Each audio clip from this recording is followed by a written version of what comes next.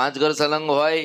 હા તમને યાદ છે તો બરોબર, ના યાદ હોય તો પછી માર્ગ લેજો. 5 ઘર 1 2 3 4 ને 5 ઘર હા પડ્યા. માતાજી બરાબર. દરેક ઘર ઓછામાં ઓછું 150 200 વર્ષ જૂનું.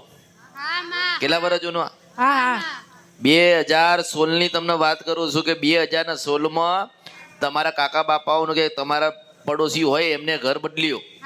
ઘર બદલ્યું એટલે તમારા ઘરમાં ઘૂસતા દિવાલમાં જમણી સાઈડ એક ગોખલો હતો. હવે ગોખલામાં શિકોતરમાં બેઠી હોય, બાજુવાળા પાડ્યું એટલે તમારી ગોખલાવાળી માં પડી ગઈ. તમારી માં પડી ગઈ ને પછી ઊભી નહીં થઈ એટલે આ દુખી છો, સાંભળીને જાઓ મેલડી છો. ગુનો ને ભૂલ માફ કરો માં, અમે કરવા તૈયાર છીએ. અરે મેં તમને ગોતીને આપ્યું હા, માં. કે આના કારણે તમે દુખી થાવ છો. હા માં. હા, શું સમજ્યા? એ સિકોતર માનું મન દિવાલ હતી જે પાડી એ. ચલો હું તમને એક પ્રશ્ન કરું કે શિકોતરમાં હજુ ત્યાં જ બેઠ્યા છે? હા માં. ના મતલબ બદલાઈ ગયું છે, આમ 2 ગોખલા જ છે. જો પેલા છે ને પાછલા રૂમમાં એક ગોખલો તો એક કહે છે પૂર્વેજ છે.